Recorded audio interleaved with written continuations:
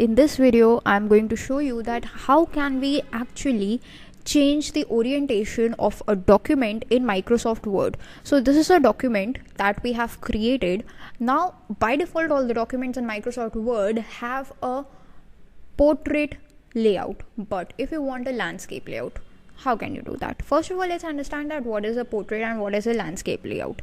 So this kind of a layout is a portrait layout where the height of the document is actually utilized in writing the lines from up and down, while in the case of a landscape layout, this kind of a setting is reversed in the kind of a width format.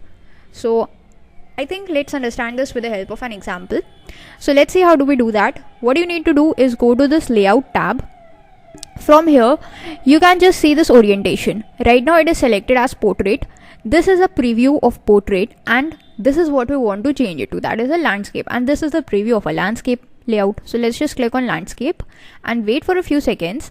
Then you will see that the layout has changed to landscape mode. Now you can see the width of the page is more than its height in the case of a landscape mode, but in the case of a portrait mode, the height is more than the width. So this is how actually the things work, and this is how we change the layout of a page in Microsoft Word. That's all for this video. Thanks for watching.